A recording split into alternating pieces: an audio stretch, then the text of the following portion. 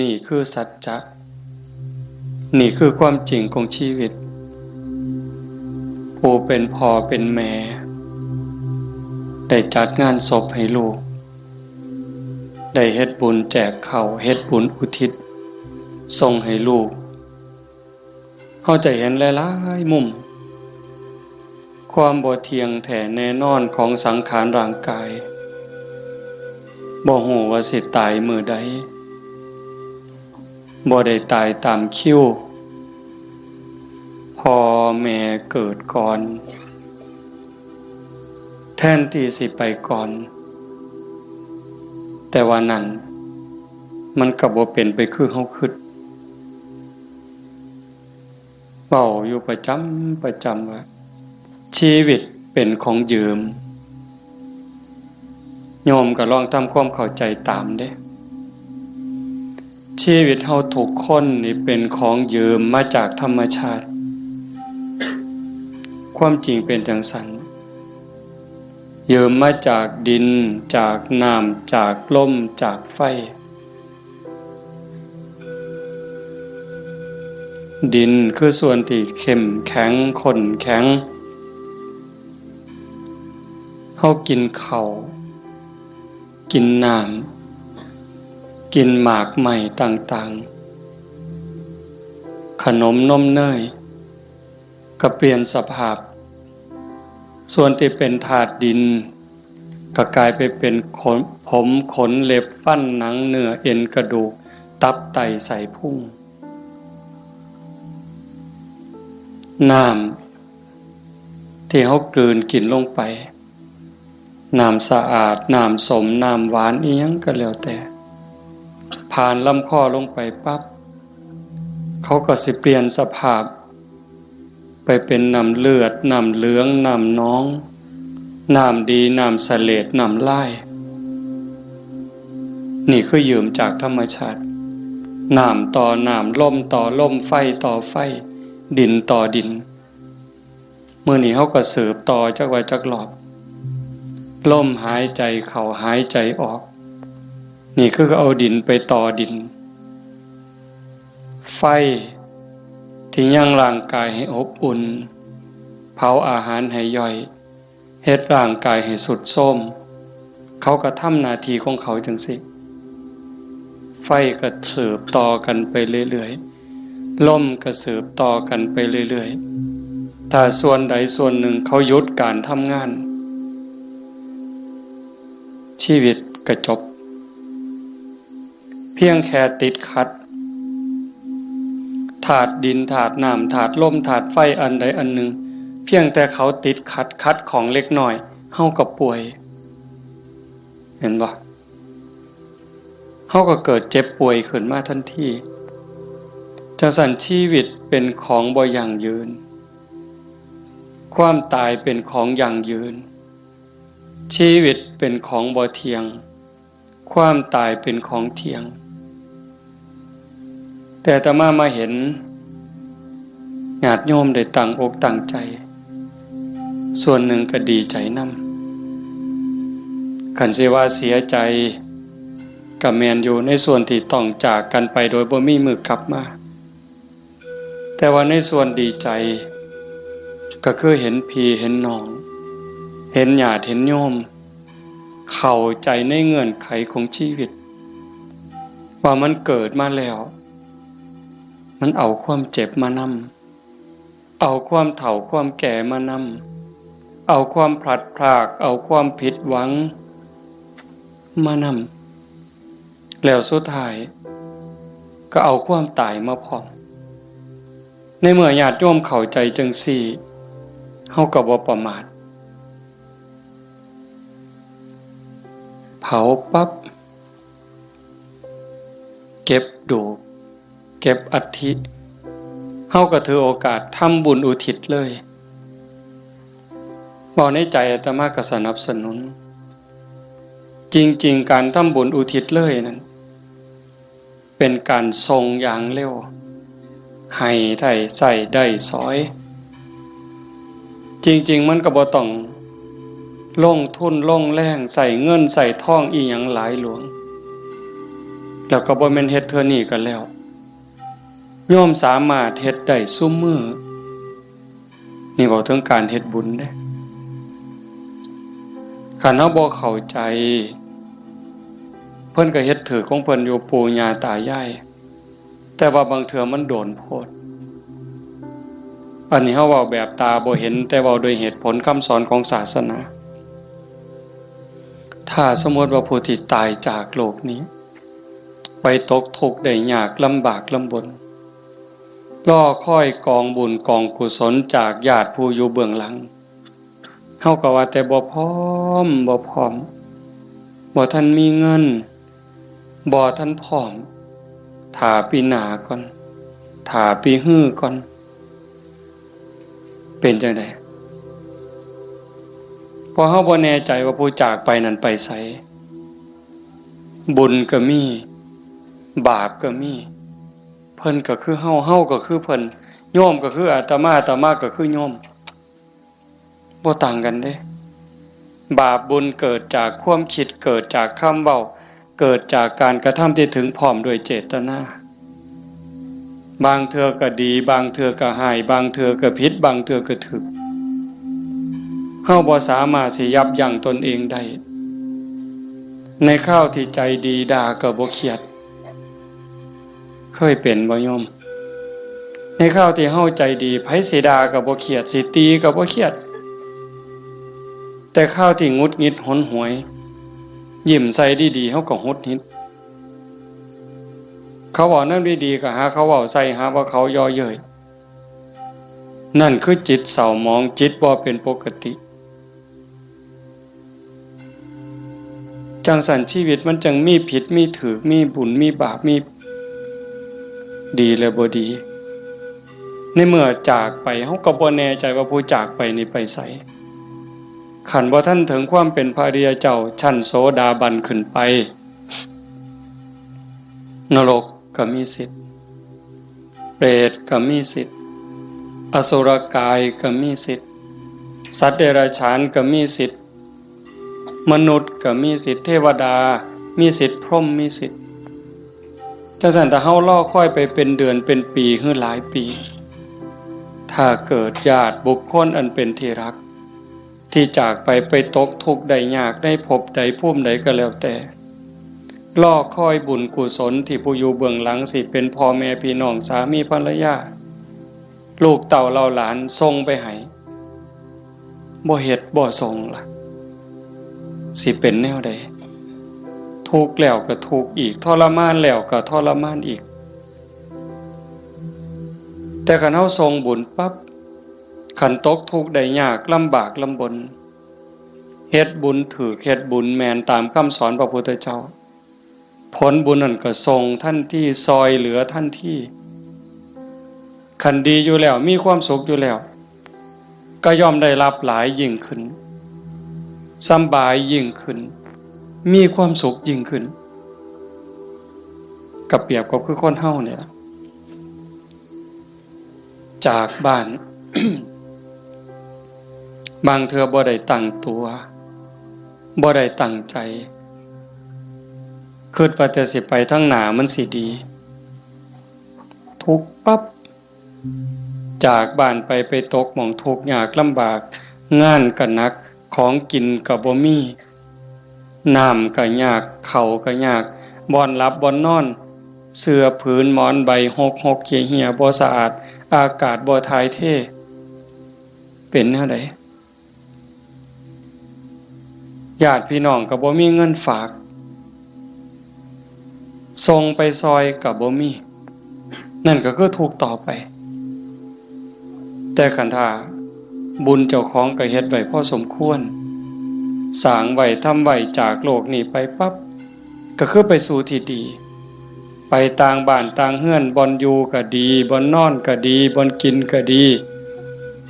อาหารการกินบ่อึดบ่อยากอยู่ในสถานที่ที่สะดวกสบายน้ำซ้ำพี่น้องก็ฝากเงินไปให้ส่งเงินไปให้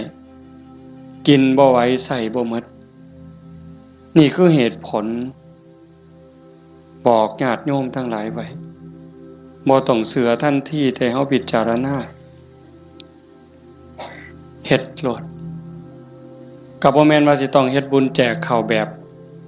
ยิ่งใหญ่เด้เฮาตักบาตร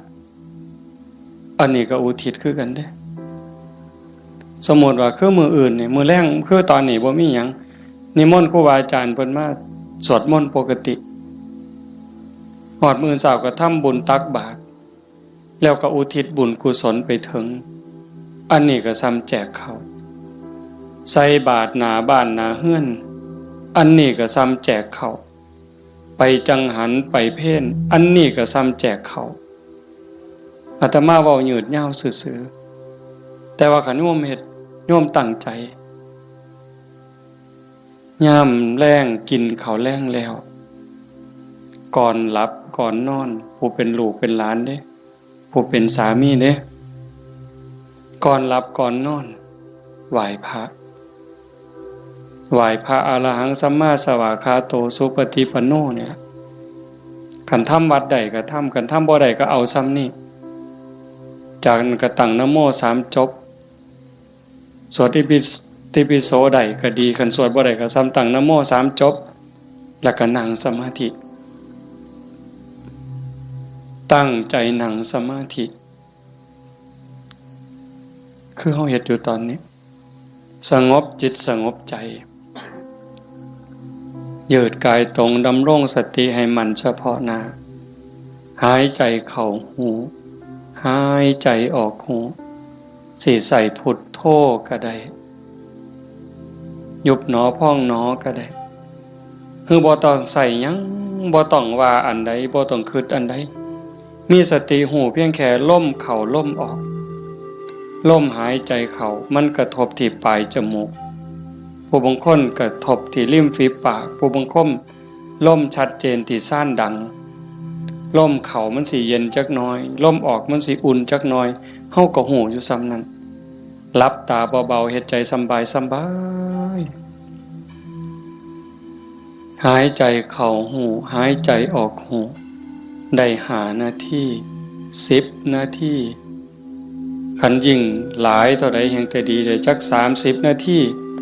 โยมลองเบิ่งเด้มันเป็นบุญยอดบุญที่เว้าเนี่ยคันเฮาสิเฮ็ดบุญแจกข้าวตามธรรมเนียมตามประเพณีเหตุข้องที่บ้านเมืองเพิ่นพาเฮ็ดเลี้ยงเหล้าเลี้ยงยาขาหมูขางัวจ้างหนังจ้างหมอลำหมดเป็น 400,000 500,000เว้าซื่อๆหมดเงินเป็น 400,000 500,000แบบว่ามาเลี้ยงหนังจ้างหนังจ้างหมอลำเลี้ยงเหล้าเลี้ยงยาหมดเป็น 400,000 500,000บ่ได้บุญหลายซ้ำนั่งสมาธิ5 นาทีสำดอกไม่ออกด้วยเหตุผลของธรรมความเป็นจริงที่องค์สมเด็จพระบรมศาสดาสัมมาสัมพุทธเจ้าสอนไว้หมดเงิน 400,000 500,000 หรือหมดเป็นล้านบ่ได้บุญหลายซ้ำนั่งสมาธิ5 นาทีเด้1บุญเกิดกับเฮาโยมเฮ็ดบุญเฮ็ดหยังก็ตามเสียบุญอุทิศให้โยมไม่ออกท้องใบมื้อนี้คือกันบุญนั่นต้องเกิดกับโยมก่อนเกิดขึ้นกับจิตกับใจกลายเป็นสมบัติของโยมทุกคนซะก่อนแล้วก็จังอุทิศไปถึงบุญบ่มีโตแต่มันก็มีอานุภาพบาปบ่มีโตแต่ก็มีคุณภาพมีอานุภาพบุญส่งเสริมให้เกิดความสุขเกิดความสะดวกสบายเกิดความเจริญรุ่งเรืองในชาตินี้ในชาติหน้าได้สมหวังดังใจ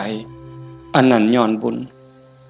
บาปตามเผาผลาญเผาล้นให้เกิดความทุกข์ความเดือดร้อนความทุกข์ความเดือดร้อนในบ้านในเฮือนในชีวิตในครอบครัวเฮ็ดให้เกิดความผิดหวังนั่นให้โยมเข้าใจว่าผลของบาปทั้งหมดแต่สิ่งเฮ็ดให้เกิดความสุขเกิดความสบายอกสบายใจลูกดีผัวดีเมียดีขาดทาสบริวารคนรอบข้างเป็นคนดีมีศีลมีธรรมไว้เนื้อเสื่อใจสุขภาพแข็งแรงอายุมั่นคนยืนบุญทั้งหมดเฮาสิเฮ็ดบุญอุทิศให้ญาติให้ผู้ใดก็แล้วแต่บุญต้องเกิดกับจิตกับใจเฮาก่อนคือกันกับเฮาสิเอาขนม เอาเงินเอาทองเสื้อผ้าหนาแพร่เครื่องใส่ไม้สอยหยิบยื่นให้คนที่เฮาอยากให้สิเป็นไผก็ตามที่เฮาอยากให้เพิ่นเฮาก็ต้องมีของสิ่งนั้นในมือเป็นกรรมสิทธิ์เด็ดขาดของเฮาจะเอาขนมให้เอาเงินให้เอาหมักไม้ให้พ่อแม่พี่น้องลูกเต้าเหล่าหลานเฮาต้องมีขนมมีเงินมีทองมีหมักไม้เป็นสมบัติส่วนตัวเป็นกรรมสิทธิ์ของเฮาโดยเด็ดขาดจังสิสามารถหยิบยื่นให้ลูกให้หลานให้พ่อแม่พี่น้องบุคคลที่รักจังสิได้บุญคือกันต่างกันกับแก้วแหวนเงินทองบักไม้บักไหลจักหน่อยคือแก้วแหวนเงินทองบักไม้บักไหลนั่นเฮาให้แล้วมันหมดให้แล้วมันหมดแต่ว่าบุญนี่แห่งให้แห่งได้แห่งให้แห่งหลายแล้วก็บ่จำเป็นจะต้องยุ่งยากอีหยังหลายเป็นหยังจังเว้าหลายแต่บุญเนี่ยเพราะว่าบุญมันเป็นที่พึ่งพระพุทธองค์เพิ่นบอกว่าปุญญานิปะละโลกัสสมิงปฏิทาหนติปานินังเพราะเหตุว่าบุญนั้นเป็นที่พึ่งของสัตว์ทั้งหลายในโลกนี้ในโลกหน้าพร้อมทั้งโลกต่อไปชี้แจงอีกนิดนึงบุญเป็นสื่อของความสุขความดีความงามความโล่งโปร่งเบาความสบายอกสบายใจก็เกิดจากการคิดพูดทำในสิ่งที่ถูกต้องโยมเคยสุขคนเฮาคิดถูกต้องแล้วเว้าถูกต้องเฮ็ดถูกต้องสบายใจมีความสุขมีความเอิบอิ่มเฮาสบายใจแล้วยิ่งมันเป็นประโยชน์กับตัวเฮาเป็นประโยชน์กับพ่อแม่พี่น้องกับผัวกับเมียกับลูกกับหลานยิ่งเป็นประโยชน์กับคนหลายเท่าใดเฮาก็ยิ่งภูมิใจเท่านั้นนั่นคือบุญหลายเห็นปัจจุบันก็คือความสุขใจความปราบปลื้มใจความยินดีความเอิบอิ่มชาติหน้าเด้นำไปสู่สวงสวรรค์นำไปสู่พรหมขันบุญหลายได้เนี่ยใส่บุญกินบุญอยู่ทั้งสวรรค์ทั้งพรหมโดนปันใด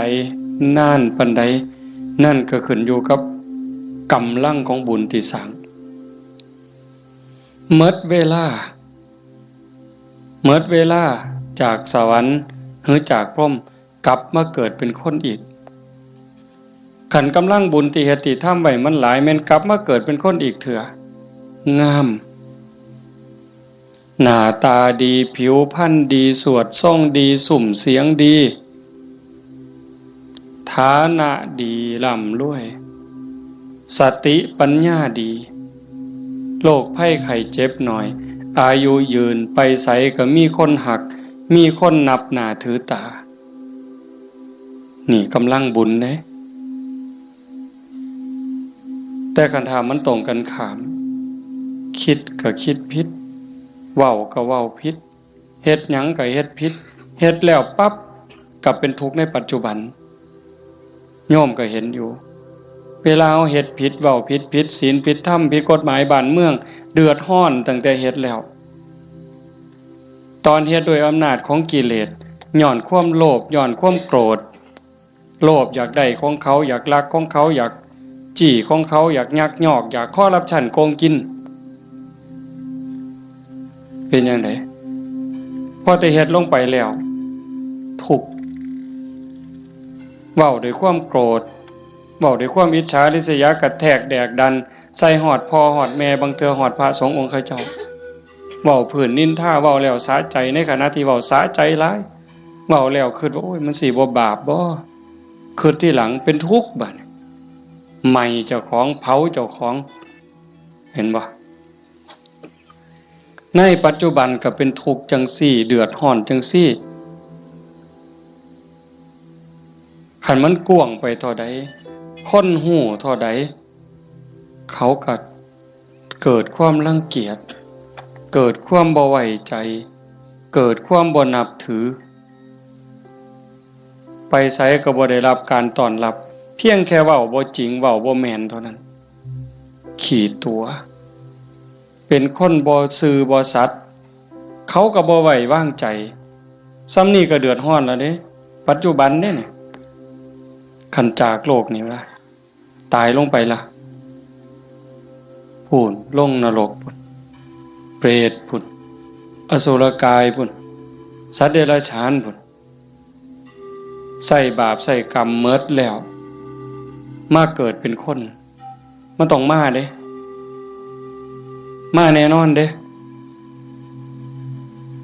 มาเกิดเป็นคนเศษบาปตามมาขี้ร้ายหนักที่สุดพิการแต่เกิดแขนหลีบขาหลีบหูหนวกตาบอดแล้วแต่สิเป็นตั้งเถื่อก็สมบูรณ์อยู่แข้งขามือตีนสมบูรณ์คือเพิ่นแต่ว่าขี้ร้ายรูปร่างบ่งามบ่มีผู้ใดเฮ็ดให้ได้นี่พระเจ้าบ่เกี่ยวพระพรหมบ่เกี่ยวเทวบุตรเทวดาทั้งใดบ่เกี่ยวกรรมล้วนๆเพิ่นจังว่าสัตว์โลกเป็นไปตามกรรมกัมมุนาวัตติโลโกนี่ขี้ร้ายพร้อมโง่พร้อมปึกพร้อมโรคภัยไข้เจ็บหลายโซ่ออดแอดเป็นจังได๋บัดมันบ่แม่นขี้ร้ายแต่เจ้าของได้คันกรรมมันหลายๆบาปมันหลายๆเนี่ยเจ้าของทุกข์เจ้าของโง่เจ้าของขี้ร้ายแล้วได้ผัวก็ขี้ร้ายได้เมียก็ขี้ร้ายตื่มไปกิกได้ลูกได้เต้ามากก็คือกันขี้ร้ายแล้วบ่พอเด้โง่อีกสอนบ่ฟังอีกแนวดีแนวงามนี่สอนบ่จื้อบ่จำแต่ว่าแนวซัวๆนี่บ่บอกมันจักเม็ดหาแต่เรื่องให้พ่อแม่เป็นทุกข์โยมเห็นบ่ตำบลบัวฮูงนี่ก็ตามอยู่ไสก็ตามซ่อมเบิ่งได้อย่าเสือเด้นั่นคือบาปเด้บ่ย้านสิเฮ็ดจังได๋บัดนี้ให้ผลตั้งแต่ปัจจุบันจนฮอดตายไปแล้วใส่บาปใส่กรรมแล้วกลับมาเกิดเป็นคนอีกเทื่อมันยังตามมาอยู่บาปเป็นสิ่งที่ต้องละต้องวางต้องย้านได้โยมสิ่งที่น่าย้านที่สุดเฮาสิว่าย้านงูแม่นอยู่ย้านงูย้านปิงอาตมานี่ผู้หนึงย้านหลายย้านปิงย้านงูย้านขี้เกียจย้านกับแกะนักย้านผีผู้ใดบ่ย้านเนี่ยผีหลอกผู้ใดเคยเห็นมันบ่เคยเห็นแต่ว่าก็ย้านหมดซุคนอันนี้ก็แนวหนึ่งเด้ย้านผีย้านตายย้านทุกข์แต่ว่าย้านบาปบ่ย้านเว้ยผีมันก็บ่เคยเห็นอาตมาก็บ่เคยเห็นพ่อใหญ่แม่ใหญ่ผู้70 80ก็บ่ทันเคยเห็นผีแต่ว่าย้านอันบาปนี่เพิ่นบ่ย้านมันพาทุกข์พายากบ่มีอยู่บ่มีกินเฮ็ดให้ลำบากทุกข์อกทุกข์ใจอันนั้นมันบ่พากันย้านหวยคันคิดได้มันถูกย้านบาปพระพุทธเจ้าเพิ่นสอนให้ย้านบาปเพิ่นจังให้ละบาปทั้งปวงเฮ็ดบุญกุศลให้ถึงพร้อมแต่เฮ็ดบุญแล้วมันก็บ่ทันปลอดภัยไปสู่สวรรค์มันยังต้องกลับมาเกิดอีกไปสู่พรหมมันต้องกลับมาเกิดอีกเพิ่นจังให้ชำระจิตชำระใจให้สะอาดบริสุทธิ์สะจิตตะปริโยทปันนังการชำระจิตของตนให้ขาวรอบให้มันสะอาดบริสุทธิ์สิเดินจงกรมก็ได้สินั่งสมาธิก็ได้หรือแม้แต่เฮ็ดให้ใส่หน้าอยู่กลางทงกลางทาคันมีสติระลึกรู้ในอารมณ์ปัจจุบันฮู้ในอารมณ์พระกรรมฐานคันสมมุติว่าเฮาเบิ่งลมหายใจเนี่ยเฮ็ดหน้าอยู่ก็เบิ่งลมได้ย่างน้ำก้นงัวก้นข้วยก็เบิ่งลมหายใจได้เข้าห้องน้ำห้องส้วมก็เบิ่งลมหันใจได้แม้กระทั่งยามนอนไหว้พระแล้วนั่งสมาธิแล้วบ่ไหวแล้วอยากนอนลงก่อนมันสิหลับก็เบิ่งลมหายใจได้คันเฮานอนลงไปหายใจเข้าหูหายใจออกหูหลับยามใดก็สร้าง เพิ่นบอกว่าคันเฮานอนหลับไปกับลมหายใจเนี่ยเทวดารักษามีผลหลายได้โยมเทวดารักษาคันเฮาเจ็บไข้ได้ป่วยโรคอย่างน้อยๆโรคบ่แห้งมันนั่นดอกเศร้าโรคทางกายก็เบาบางโรคทางจิตทางใจก็เบาบางหนำซ้ำก็ยังเป็นบุญอีกเทวดาคุ้มครองรักษาบ่ไหลตายเด้เพราะว่าตัวสมาธิเนี่ยคอยเฮ็ดคอยสร้างคอยทำจังสันโยมเฮ็ดบุญแจกเขาแต่มาจังว่าสนับสนุนเฮามีโอกาสมื้อต่อไปปีต่อไปเฮาจะเฮ็ดจัดเป็นการเป็นงานก็จังว่ากันอีกเทื่อนึงเฮ็ดดูบ่ผิดเฮ็ดบุญนี่บ่ผิดพระพุทธเจ้าเพิ่นบอกว่าเฮ็ดดูๆเฮ็ดบ่อยๆให้ทำความพอใจในบุญนั่นเพราะการสั่งสมสะสมเอาไว้ซึ่งบุญนำสุขมาให้เฮ็ดดูบ่ผิดบุญแต่ว่าบาปอย่าเฮ็ดเพราะมันทุกข์มันเดือดร้อนฉะนั้นเราตั้งใจพาพี่พาน้องเฮ็ดบุญเนี่ยเห็นลูกหลานเด็กเล็กเด็กน้อยมาห่วมฟังเทศน์มานั่งฟังธรรมนำพ่อใหญ่แม่ใหญ่แต่มาว่ามันงามนี่คือความงดงามของชาวพุทธโยมจำไว้เด้พาเขามาส่วนเขามามื้อวันเสาร์วันอาทิตย์ส่วนเขาไปวัดไปใส่บาตรไปจังหันผู้ชายก็ให้หัดประเคนพระเขาเฮาสิได้ลูกดีหลานดีอาศัยผู้อื่นบ่ได้การศึกษาทางโรงเรียนบางเถื่อก็ลืมเรื่องเหล่านี้บางโรงเรียนเด้แต่ลังหม่องเพิ่นก็ยังดีอยู่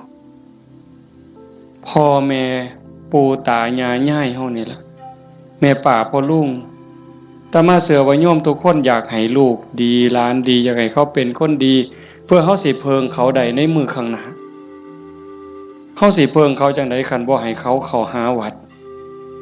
บ่ให้เขาไก่ศีลไก่ถ้ำไก่วัดไก่ว่าไก่พระสงฆ์องค์เจ้า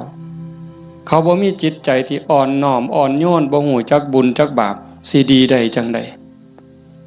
นี่ดีใจจังวะเฮาพาลูกพาหลานมานั่งฟังธรรมเนี่ยเขาฮู้อยู่เด้เขาเข้าใจในบางเรื่องบางอย่างอยู่อย่างหน่อยๆเขาก็รู้สึกว่าเขาเป็นบุญเป็นสิริเป็นมงคลเหลืออย่างเดียวโยมเหลืออย่างเดียวที่จะในชีวิตปัจจุบันเรามีความสุขชีวิตในอนาคตมีความสุขมีความเจริญบ้านเมืองปักกลุ่มสุมเย็นคือศาสนา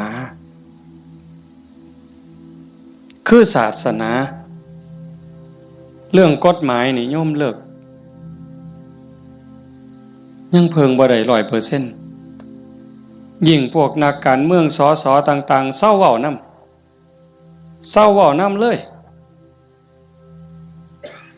พวกนั้นเพิงบ่ได้เข้าหาประโยชน์ใส่ตัวเขาต่างหากหักเข้าจริงๆบ่เป็นพี่เป็นน้องเขาจริงๆบ่บ่มีดอกคันเขาหักเข้าจริงๆนะหักบ้านหักเมืองจริงๆเขาต้องเฮ็ดสวัสดิการให้เฮาได้หลายบ่ต้องเอาของมาแจกดอกบ่ต้องเอาเงินเอาทองเอาเขาเอาของมาให้เฮาดอกพูนเขาไปสภาพพุ่นนำความทุกข์ความเดือดร้อนเฮาไปเว้าเป็นเรื่องเป็นราวต่อสู้เพื่อให้เกิดความมั่นคงในการเป็นอยู่ของพี่น้องประชาชนแต่นี่เฮาบ่เห็นมีแต่ไปเถียงกันอยู่คนละมุมก็เถียงอย่างเดียวมุมนั้นเฮ็ดถูกกูก็สิเถียงเฮ็ดผิดก็สิเถียงเฮ็ดถูกก็สิเถียงนั่นคือเขาบ่ได้หวังประโยชน์กับเฮาแต่สิ่งที่เฮาเพิงได้คือศาสนาวัดว่าอารามครูบาอาจารย์หลวงปู่หลวงตามื้อใดครูบาอาจารย์บ่หวังดีกับเฮายามมื้อเช้า ไหว้พระทำวัดสวดมนต์กับแผ่เมตตาสัพเพสัตตาสัตว์ทั้งหลายที่เป็นเพื่อนทุกข์เกิดแก่เจ็บตายแผ่เมตตาแล้วก็กรวดน้ำอุทิศบุญกุศลบ่มีที่สุดบ่มีประมาณยามสาวมาบิณฑบาตแม่โยมสิไปวัดไปจังหันไปเพ่นให้พรเพิ่นบ่ได้ให้เล่นเด้สัพพิติโยนั่นคือเอาจิตเอาใจเอาความหวังดีปรารถนาดีอุทิศให้ยิ่งได้เจริญสมาธิเจริญภาวนาจิตสงบจิตมีพลังโยมหูเองเนี่ยโยมตัวคนหูเองเนี่ยนั่งฟังอาตมาเว้ามานี่มัน30 นาทีแล้วโยมฟังอาตมาเทศน์มา30 นาทีคนที่ตั้งใจนั่งสมาธิฟังแต่แรกสิรู้สึกว่าตอนนี้กายเบากายโยมเบาใจโยมเบาใจมันสงบใจมันมีกำลังใจโยมเริ่มมีความสุขลึกๆเนี่ยพิสูจน์ได้คำสอนพระพุทธเจ้ามันบ่ได้ล้าสมัยอีกยังท่านสมัยล่ำสมัยไปอีกล้านปีพุ่นโยมเป็นพยานเด้อาตมาบ่ได้เว้าเอาเองเด้ทุกคนที่นั่งสมาธิฟังธรรมน้อมจิตน้อมใจลงสู่กระแสธรรมตอนนี้กายเริ่มเบาจิตเริ่มเบาความเอิบอิ่มรู้สึกปลื้มใจในตนเองมันเกิดนี่คือบุญเนี่ยแต่มาจังหวะแต่ตอนแรกโอ้ยอย่าว่าแต่500,000ต่อให้100 ล้านเฮ็ดบุญตามเขาว่าเนี่ยบ่มีเหล้าบ่มีบุญบ่มีเหล้าบ่เป็นบุญบ่ขาหมูขางัวบ่เป็นบุญบ่มีหนังบ่มีหมอลำบ่เป็นบุญพวกหมู่นั้นต่อให้100 ล้านสภาพที่จิตใจเป็นสุขสงบร่มเย็นมั่นใจมันย่อมมั่นใจเด้แต่การเฮ็ดแบบนั้นเฮาสิมีอารมณ์เย็นแบบนี้บ่สิมีความรู้สึกอบอุ่นใจปราบปลื้มใจยินดีใจมั่นใจว่าญาติตายไปแล้วสิได้บุญบ่มีดอกนั่นเว้าซื่อๆเชื่อซื่อๆมีความเชื่อแล้วก็ถูเอาสีขางเขาถูเพิ่นว่าหุ่นลู่ว่าไปซื่อๆเฮาก็ลองหลับตาเบิ่งศีลข้อที่1มีบุญต้องมีศีลมีกินต้องมีทานคำโบราณเพิ่นว่าข้อที่1ปานาติปาตาเวรมณีเจตนางดเว้นจากการทำสัตว์ที่มีชีวิตให้ตกล่วงผู้ใดก็หักชีวิตคือกันกับเฮาหมดมันก็บ่อยากตายนอนมันก็บ่อยากตายเม่งไหม้มันก็บ่อยากตายเพราะว่าแต่อยากตายได้แม้แต่เจ็บมันก็บ่อยากเจ็บเฮาเนี่ยบ่หาแต่เขามาถิ่มมาแทงด้วยมีดด้วยหอกเด้ตั้งแต่หมอฉีดยาเฮาเจ็บเฮาป่วยสิฉีดยาให้เฮาหายเจ็บหายป่วยบางเทื่อเฮาก็ย้านเจ็บภาษาเข็มฉีดยาซำนั้นแล้วเขาบ่ได้ฉีดให้ตายบ่ได้ฉีดให้ทุกข์ทรมานอีหยังฉีดยาเพื่อรักษาโรคเจ็บไข้ได้ป่วยเพื่อให้เฮาได้แข็งแรงเฮายังย้านนี่แค่เจ็บเด้เนี่ยสินับภาษาหยังบัดนี้เอาค้อนทุบหัวเขาเอามีดปาดคอเขาเอาใจเขามาใส่ใจเฮาทบทวนจังซี่เฮาก็เห็นว่าล่ะข้อที่1ขาแล้วมันสิได้บุญมาแต่ไสบาปแล้วครับเลี้ยงเหล้าเลี้ยงยาข้อที่5ขาดไปอีกคันยิ่งมีหนังมีหมอลำมาอีหยังสิตามมาศีลข้อ3หลายๆคนอาจสิขาดย้อนงานบุญเฮางานบุญเฮาคือเอาเองเนี่ยมาเบิ่งหนังเฮาผู้บ่าวผู้สาวอาจสิเสียเนื้อเสียตัวย้อนเบิ่งหนังโป๊ย้อนเบิ่งหมอลำสิ่งมันเว้าลามกแม่นบ่แม่นไม่ออกบ่ออกทบทวนเอาเองอดีตหมู่เจ้าทบทวนเอาเบิ่ง หนังขาหนังแกงกินเหล้าเมายาแล้วตีกันตื้มบัดนี้เมาเหล้าแล้วเว้าเขาป่าเขาดงโกหกพกล่มใส่ลายป้ายสีศีลก็สีเสียอีก1แล้ว3 4 5เสียข้อที่2มาเบิ่งหนังเฮามาเบิ่งหมอลำเฮากลับไปลักไก่น้ำทางไปต้มอีกต่างหากหมดอ้อยซอยเลยเฮาเป็นต้นเหตุของบาปเลยบัดนี้แต่กันเฮ็ดแนวนี้อันพวกมานั่งฟังเทศน์นี่เอาตั้งแต่เด็กน้อยจนฮอดผู้เฒ่านี่ผู้ใดคือสิไปขากบเนี่ยลบไปนี่ผู้ใดสิไปขากุ้งเนี่ยแล้วบ่มีคือสิโอ้ยลบมื้อนี้ลักบักนาวนำทางดอกเว้ยมีบ่แล้วสิไปผิดผัวผิดเมียเขาดอกคิดก็บ่กล้าเฮาเชื่อมั่นเราได้บาปมีบุญมีชาติหน้าชาติก่อนมีนรกสวรรค์มีเฮ็ดดีดีจริงเฮ็ดชั่วจริงผู้ใดเฮ็ดอันใดได้อันนั้นหว่านพืชเช่นไรได้ผลเช่นนั้นเห็นบ่สิไปผิดผัวผิดเมียไผมันสิไปกล้าซั่นบ่สิไปเว้าตัวคนสิไปยู่ให้คนผิดกันสิไปเว้าปากพ่อยๆมาสิกล้าบาปมันอยู่นำเจ้าของเนี่ยเฮ็ดบาปก็ได้บาปเฮ็ดบุญก็ได้บุญมันอยู่นำเจ้าของนี่สิไปดื่มเสพเครื่องดองของเมาเฮ็ดให้เจ้าของเสียสุขภาพกายเสียสุขภาพจิต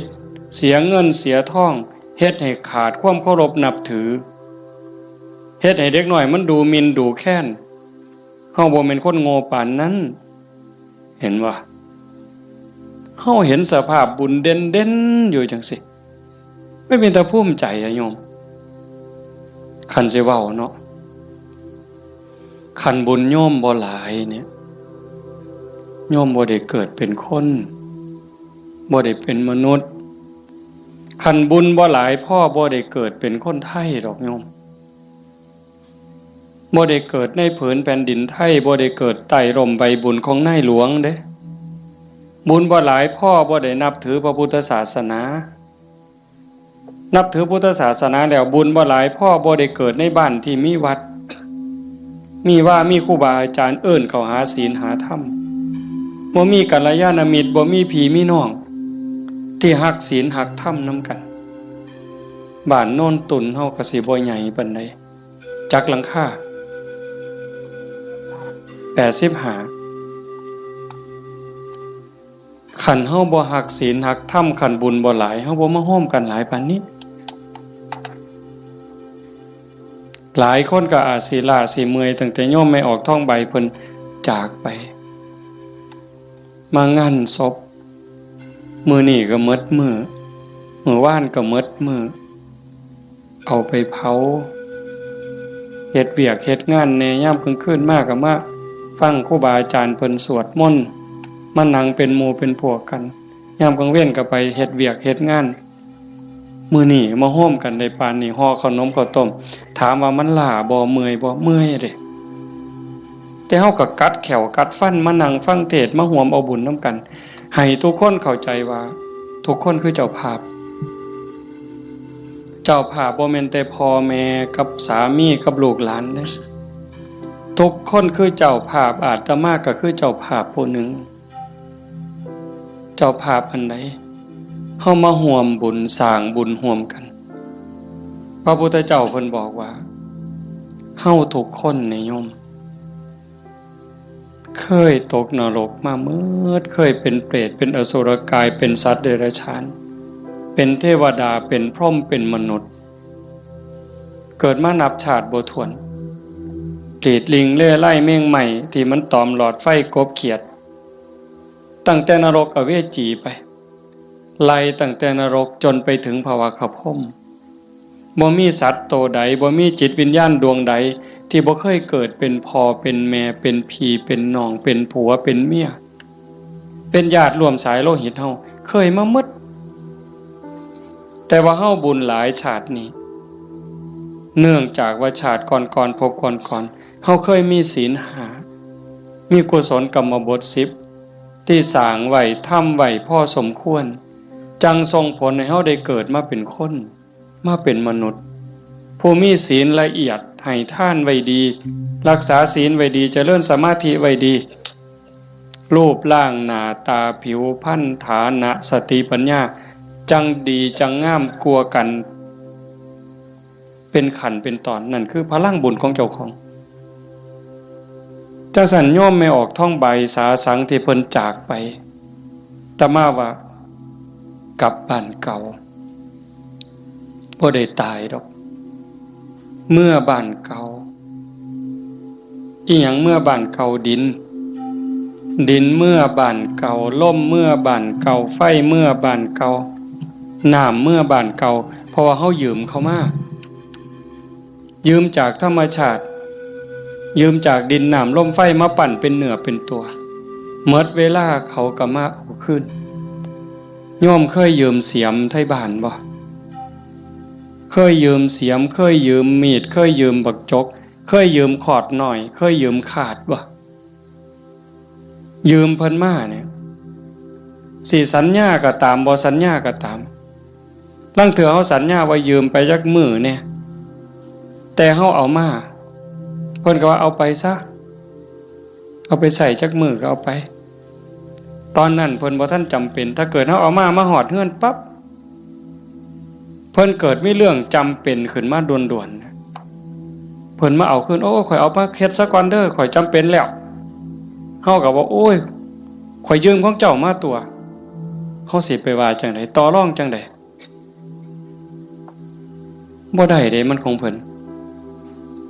คือยืมเงินยืมทองเขานี่แหละยืมมาใช้หนี้บ่ยืมมาซื้ออยู่ซื้อกินหยังก็แล้วแต่ฮอดวันเวลาบางเทื่อบ่ทันฮอดยิ่งบ้านนอกเฮายืมแบบพี่แบบน้องบ่ได้สัญญาอีหยังกันพ่อหน้ายามใดเพิ่นก็ทวงลางเทื่อเพิ่นบ่ทวงเฮาก็เกรงใจอันนี้ก็ยังพอเว้ากันได้แต่กับพญามัจจุราช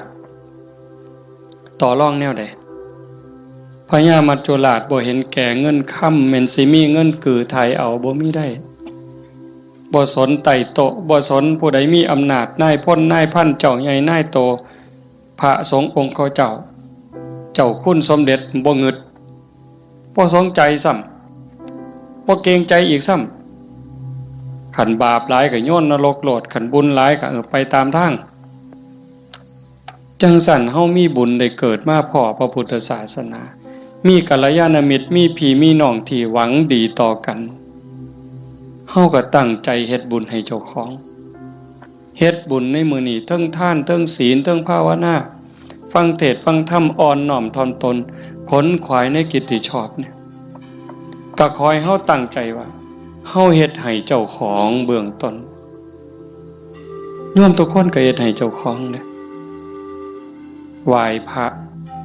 โอ้คันเว้าถึงบุญนะโยมตั้งแต่ไหว้พระเนาะคันเฮ็ดด้วยความเข้าใจเด้คันเฮ็ดด้วยความเข้าใจเพียงแค่เฮาไหว้พระอรหังสัมมาสัมพุทโธภควาเข้าใจในความหมายว่าพระพุทธเจ้าเป็นพระอรหันต์ดับเพลิงทุกข์เพลิงกิเลสตรัสรู้ชอบได้ด้วยพระองค์เองเข้าใจว่าพระพุทธเจ้าคือไผเนี่ย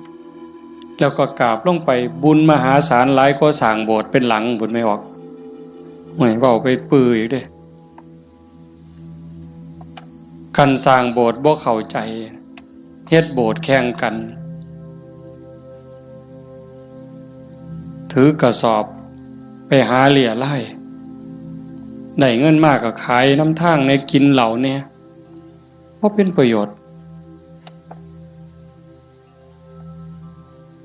สู่เฮาเฮ็ดจังซี่บ่ได้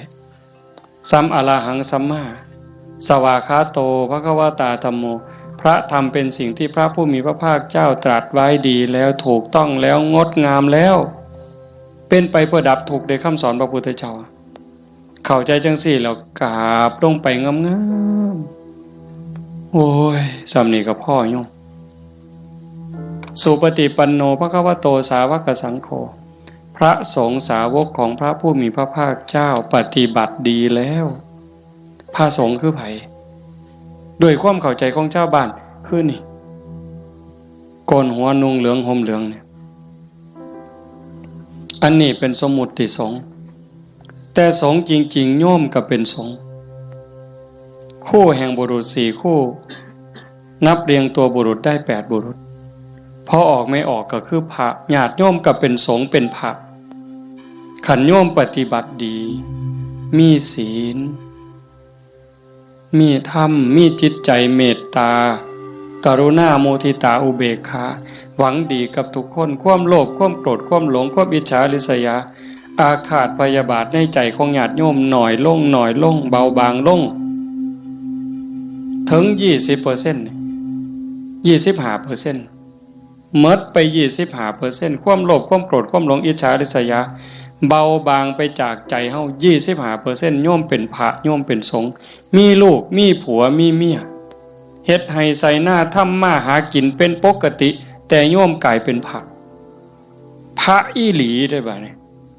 เป็นพระอีหลีพระจริงๆที่พระพุทธเจ้ายอมรับนับว่าเป็นลูกเห็นบ่อาตมาบ่ได้เว้าเอาเองจักเม็ดให้โยมนุ่งเหลืองห่มเหลืองโกนหัวนอนอยู่วัดแต่ขันธกิเลสยังมีบ่ลดไปลังเตือกับขี่ไล่ก็ชาวบ้านอีกบางหม่องบางมื้อบางวันบางเวลาอาตมากับผู้หนึ่งบางมื้อก็ขี่ไล่ก็โยมเนี่ยนี่ก็เป็นแค่สมมุติสงฆ์บ่ท่านเป็นที่ยอมรับของพระพุทธเจ้าพระสงฆ์ปฏิบัติดีปฏิบัติซื่อตรงตามคำสอนพระพุทธเจ้าบ่คดบ่ง้อบ่ออกนอกทางปฏิบัติเพื่อออกจากทุกข์มีชีวิตเพื่อกำจัดกิเลสหายใจเข้าก็เพื่อกำจัดความเห็นแก่ตัวหายใจออกก็ทำลายความเห็นแก่ตัวนี่แหละเฮ็ดหยังก็พอดีพองามหวังประโยชน์กับคนอื่นหวังดีกับคนอื่นเมตตาต่อผู้อื่นทำลายความเห็นแก่ตัวให้น้อยลงทำลายแค่ความเห็นแก่ตัวให้มันเบาลงบางลงหน่อยไปนี่คือสงฆ์ปฏิบัติสมควรแก่การต้อนรับแก่การกราบไหว้ทั้งเถื่ออาตมาเนาะเวลาที่หูสึกว่าเจ้าของบ่ดีโยมกราบซ้ำเอาหอกเอาดาบแทงยิ่งโยมศรัทธาเท่าใดแห้งแต่เป็นตาย้านผู้เฒ่าผู้แก่หัวขาวหัวค่อนที่เอาบักไม้ให้กราบแล้วยกใส่หัวรับตาพูนคิดฮอดพ่อฮอดแม่ฮอดพี่ฮอดน้องว่าแม่นพ่อแม่ในชาติปัจจุบันฮอดชาติก่อนพบก่อนฮอดเจ้ากรรมนายเวรถวายน้ำขวดหนึ่งก็หวังบุญสอบทอพอต่อแม่พุ่นให้ขนมนมเนยใส่บาตรญาติพกถวายผ้าถวายผ่อนเงินทองแก้วแหวนเขาบ่ให้ย้อนหักเด้ให้ย้อนอยากได้บุญบ่ให้ย้อนหลงแต่ว่าให้ย้อนอยากได้บุญเกิดกับเจ้าของแล้วอุทิศไปให้พ่อแม่โย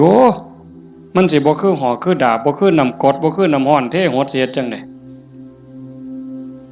จังสั่นนะเพียงแค่โยมเข้าใจว่าพระพุทธเจ้าคือใครพระธรรมคือใครพระสงฆ์คือใครโยมเข้าใจจังสิเพียงแค่อรหังสัมมาสัมพุทธัสสะสุปฏิปันโนพ่อโยมพ่อเลยบ่ได้จำเป็นเด้ว่าเขาต้องเฮ็ดใหญ่เฮ็ดโตหมดเงินเป็นแสนเป็นล้านบ่ลองเบิ่งน่ะขันไม่ออกพอออกบ้านโน่นตุ่นเฮาเป็นจังซี่นี่ก็เฮามีศีลมีธรรมในใจเด้อยู่เฮือนก็เฮ็ดจังซี่บ่ต้องรวยดอกโยมบ่ต้องรวยแล้วบ่ได้มีความสุขดอกกันบ่มีศีลบ่มีธรรมนั่นอยู่ซ้ำเฮาอยู่เฮ็ดอยู่เฮ็ดกินพ่อสมมาภาควรบ่เดือดร้อนตนเองบ่เดือดร้อนผู้อื่นก็พ่อได้อยู่ได้กินแต่ว่าให้จิตใจมีธรรมะเพิงผ้าอาศัยหยิบยื่นแบ่งปัน ซอยเหลือเกื้อกูลคือโยมเป็นกันอยู่เห็นว่าทุกคนคือพี่คือน้องทุกคนคือเพื่อนร่วมทุกข์เกิดแก่เจ็บตายมีความสุขบ่คันอยู่แบบนี้ก็บ่แม่นสิเงียบแบบนี้เลยได้ก็เว้ากันนำจากันนำแต่ว่าให้จิตใจเฮาเป็นจังซี่เข้าใจกันฮักกันคือพี่คือน้องเป็นแนวใดผู้จากไปก็สำบายใจเอาสมมุติว่าคือโยมไม่ออกท้องใบเพิ่นจากเข้าไปเนี่ยก็บ่ไปไสดอกความเป็นจริงอยู่นำเฮานี่ล่ะจริงๆบ่ได้ไปไสเด้เพียงแค่ธาตุดินน้ำลมไฟกลับคืนสู่ธรรมชาติดวงจิตดวงวิญญาณเดินทางไปตามบุญตามบาปของตนเองญาติพี่น้องผู้อยู่เบื้องหลังก็อุทิศบุญกุศลไปให้แต่ว่าด้วยสภาวะความผูกพันความเป็นลูกเพิ่นเป็นลูกของพ่อใหญ่ท้องม้าแม่ใหญ่ที่พ่อแม่ก็สิ้นไปแล้วแม่นบ่อ๋อเฮาตั้งใจเฮ็ดบุญอุทิศไปนำเนาะแต่มาเข้าใจผิดเอาก็บ่เป็นหยังพ่อใหญ่ท้องม้าแม่ใหญ่ที่คือกันที่เฮาว่าจากไปเพิ่นก็บ่ได้ไปไสเลือดเนื้อเพิ่นอยู่นำเฮาแม่นบ่โยมไม่ออกท้องใบคือกันเพิ่นแบ่งเลือดแบ่งเนื้อมาเป็นโตเฮาเพิ่นก็อยู่นี้อยู่ในโตเฮานี้คำสอนคำสั่งคำบอกอันนี้เด้อลูกอันนี้เด้อหลาอันนี้เด้อคำเอิ้นบักหลาเอิ้นอีนางเอิ้นทองคำอีแม่แม่นบ่เพิ่นเอิ้นจังซั่นเด้บักหลาอีนางทองคำอีแม่เพิ่นว่าอันนี้มันถูกเด้ออันนี้มันดีเด้ออันนี้มันบ่แม่นอันนี้มันบ่ถูกอย่าพากันเฮ็ดมันบาปอย่าเว้าจังซั่นมันบาปคันเว้าจังซี่เว้าจังซี่แม่นแล้วบักหลาอีนางสาธุโอ้ยใจแม่นเจ้าเว้าดีใจแม่นเจ้าเว้าถูกนี่คือคำสอนฮักกันเด้อันนี้เอื้อยเด้อันนี้อ้ายเด้คันน้องเถียงอ้ายอย่าไปเถียงเอื้อยอย่าไปเถียงอ้ายคันอ้ายรังแกน้องเอื้อยรังแกน้องอย่าไปเฮ็ดบ่โหนเป็นน้องบ่เห็นบ่เพิ่นตายอยู่ว่ะเพิ่นไปไสอยู่ว่ะดินดอนตอนหญ้าเฮือนซ่านบ้านซองจากเหงื่อจากแห้งอาบเหงื่อตังน้ำสร้างหลักฐานให้ลูกได้อยู่เป็นของเพิ่นบ่จังว่าคันคิดฮอดพ่อคิดฮอดแม่นั่นก็ฮักพี่ฮักน้องอยากให้พ่อแม่ได้กินข้าวกินน้ำนุ่งเสื้อผ้าหน้าแพรดีๆงามๆคันแม่นพ่อแม่บ่อยู่นำเป็นเนื้อเป็นตัวแล้วก็เฮ็ดกับพี่กับน้องนั่นล่ะอยากเว้ากับพ่อแม่ม่วนๆก็เว้ากับพี่กับน้องนี่ล่ะเว้ากับป้ากับลุงมันคักแท้เด้โยมคันเฮาคิดให้มันเข้าใจนี่พ่อแม่บ่ไปไสปู่ย่าตายายบ่ไปไสแล้วทุกคนก็คือพี่คือน้องเข้าใจให้มันคักๆเข้าใจดีๆในคำสอนพระพุทธเจ้าประเสริฐที่สุดบ่มีศาสนาใดสิสอนความจริงความถูกต้องงดงามเกินพระพุทธเจ้าบ่มีผู้ใดสิฮักเฮาหวังดีต่อเฮาเกินพระพุทธเจ้าจังบอกคำสอนเอาไว้เพิ่นบ่บอกให้เฮาไปทำพิธีอันนั้นอันนี้ดอกอันนั้นบ่แม่นพิธีสะเดาะเคราะห์ต่อชะตาเสริมดวง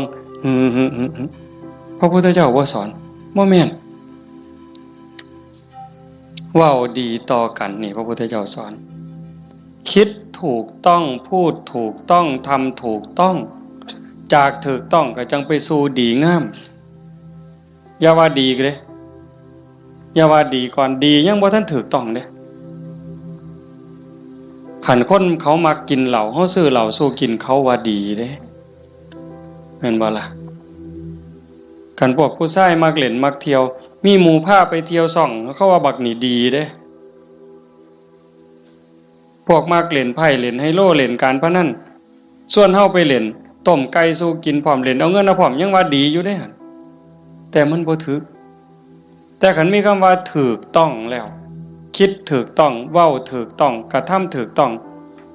ดีงามตามมาบ่เสียหายจังซั่นจากนี้เป็นต้นไปเฮาบ่ว่ามื้อใดเฮาสิจากโลกนี้บ่มีผู้ใดฮู้จักคนว่าเฮามีเวลาอยู่ในโลกนี้อีกจักมื้อจักปีจักเดือนจักวันจักเวลาจักชั่วโมงจักนาทีบ่ฮู้จักคนโซ่ก็ตายบ่โซ่ก็ตายเด็กน้อยก็ตายหนุ่มสาวก็ตายผู้เฒ่าผู้แก่ก็ตายเฮ็ดจังได๋สิไปว่าถามื้อนั้นก่อนถามื้อนี้ก่อนโอ้ยมันต่อรองได้ซะบ่มื้อนี้เฮายังมีสติมีปัญญาบ่เจ็บบ่ไข้โยมเอ้ยเฮาบ่ได้เจ็บบ่ได้ไข้บ่โรคบ่ได้ป่วยเฮ็ดหยังได้ให้เฮ็ดยิ่งกับพ่อกับแม่นี่เด้อฟ้าวเฮ็ดคันพ่อแม่เพิ่นยังมีชีวิตโอ้ผู้นั้นบุญหลายเด้อ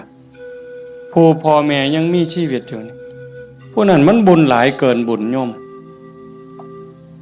เป็นหยังพ่อแม่เพิ่นทุ่มเทให้เฮาหมดชีวิตเป็นครูคนแรกเป็นเทวดาของบุตรเป็นพรหมของบุตรเป็นพระอรหันต์ของบุตรทุกสิ่งทุกอย่างที่พ่อแม่เพิ่นมีเพิ่นให้เฮาหมดเฮาอยากรู้ว่าพ่อแม่นี่ฮักเฮาส่ำใดทุ่มเทเสียสละเพื่อเฮาส่ำใดโยมบ่ต้องไปถามเพิ่นดอกโยมถามเจ้าของ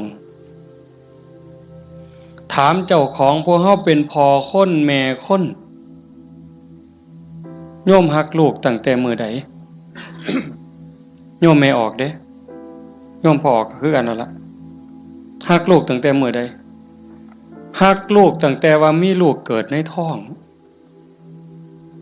แม่นบ่ไม่ออกฮะ